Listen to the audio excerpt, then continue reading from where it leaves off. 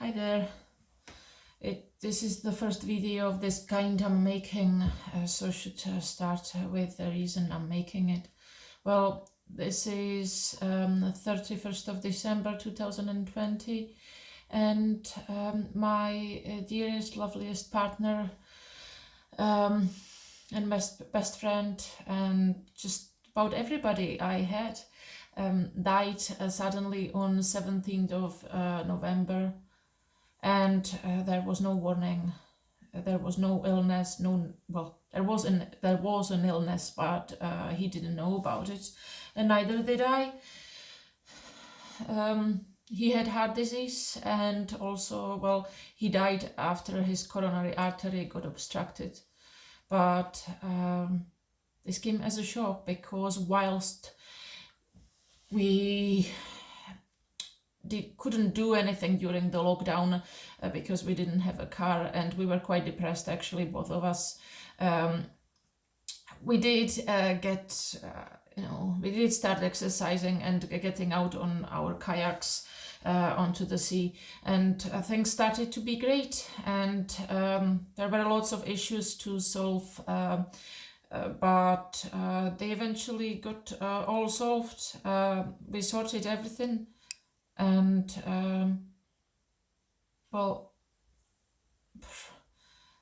there is just so much to say that I don't think I could say all this in this video, but it's complicated. But after everything just got really great, life started to be, a paradise, really, a bliss. In the middle of that, just finished. And I'm struggling ever since. And I'm not actually sure if there is anybody else like me who actually is. I'm supposed to be 32 years old, by the way, but I feel like 132. I haven't had easy life, and I had quite varied life. I feel like I've already lived a few lifetimes, which is quite bizarre given my age, but hey.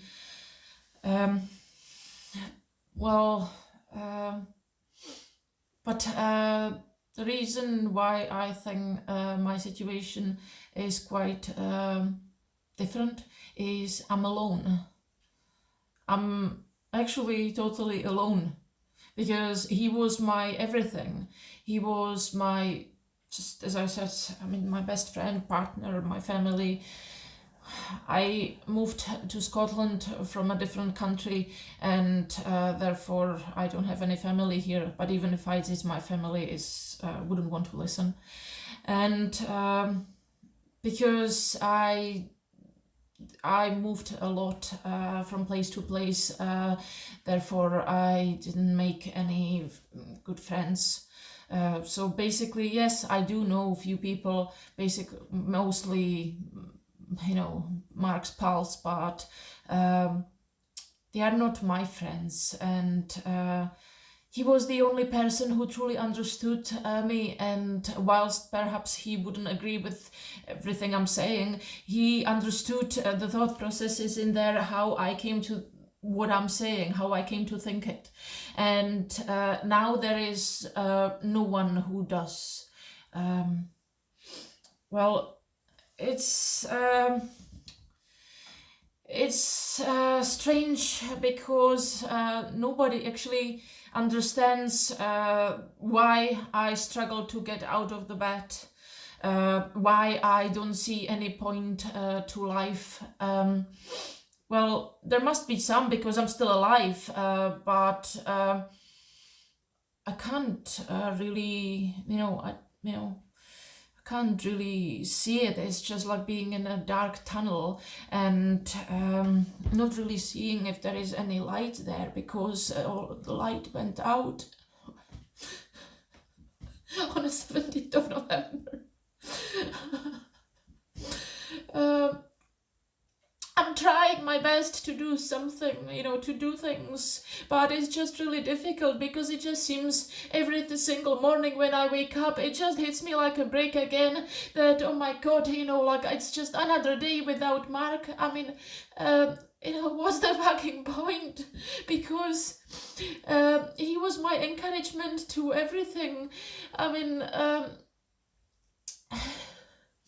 obviously there must be point, I just can't see it, because it is difficult to see the point to life when there is actually nobody else close around in it. I know it is my own fault because I'm not a straightforward person, and I love art and music, and that's the reason why I'm not working just now, because I wanted to see whether I can, I wanted to give myself time to recover from my depression and anxiety, and see if I can make a living out of those things. But not depression and anxiety, I meant living out of art and music. But well, the lockdown obviously didn't help, because we were outdoor people. Well, I'm still an outdoor person. Mark is too, but he is just, just now, he's just in my mind and in my heart. He's no longer here. And I just can't hack it. That I'm never going to speak to him again. It's like looking at the memories. It's like I'm obviously very grateful for them, every single one of them, but it's just I can't hack that there won't be any more. That's just it. What there was, and that's it. Finish. I don't know how to cope with that. I understand nothing's going to bring him back, but I suppose the reason why I'm so fucked up is that we were just, on the 17th of November, we were just out in a local swimming pool. We were learning how to roll sea kayaks, how to get back up. And we just came back. I had a shower, then he went up to have a shower. Then I heard, a couple bangs from upstairs. I thought, oh, he's just closing drawers, perhaps, loudly. Weird. He's sometimes had a temper on him. But then I heard sickening sound, something in between scream, fart, and I don't know, really sickening. So I called, Mark, are you okay? No answer. Then I went up, and he was on the floor, gasping. But I immediately went into the shock, because I thought, fuck, that can't be it. He can't be gasping, because that would be fucking serious. No, it's fine. But I was just, I proceeded to shout at him and shake him. And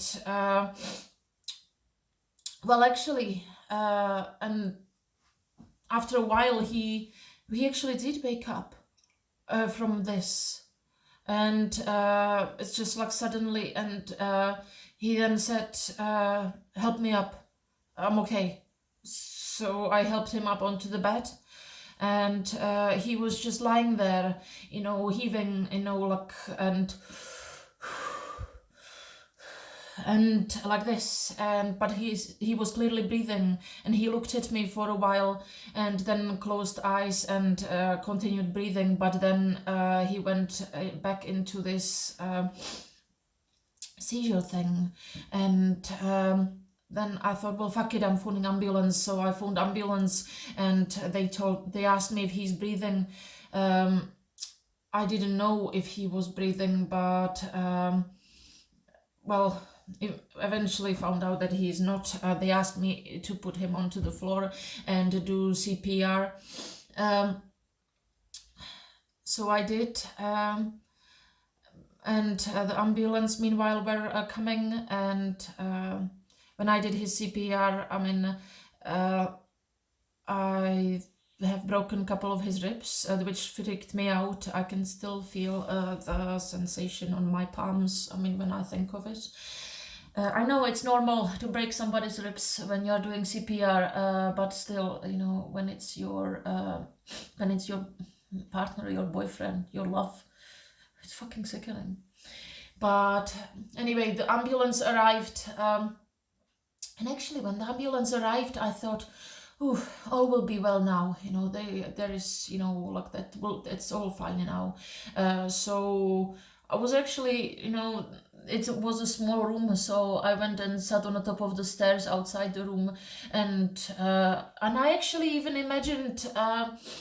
You know that I even imagined, like, when he's in the hospital, I mean, presumably I will be telling him, "Oh, Mark, you scared me so much." You know, that was just so scary, and you know, I imagine telling him how it all went, and I was actually, you know, I was obviously in a shock, but I was just persuading myself, all will be well, you know, soon. I mean, you know, his heart will restart and fine, it'll be all great. When they eventually told me that there is nothing they can do, I was like, what?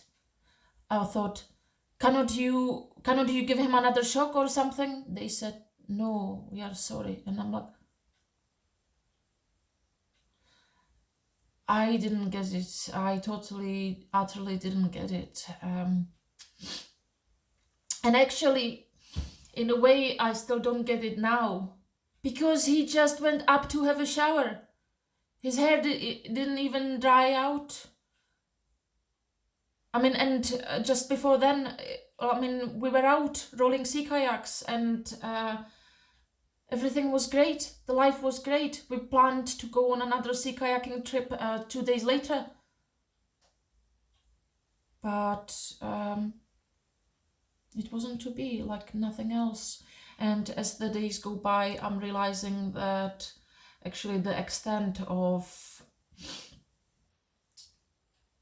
everything, because we planned to do so much, and he ordered new boat, which he never got to see.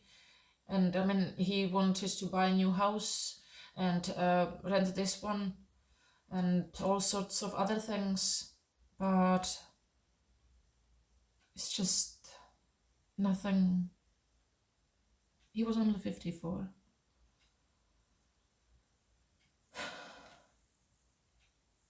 Yeah, so I guess that's enough for now, and thanks for listening.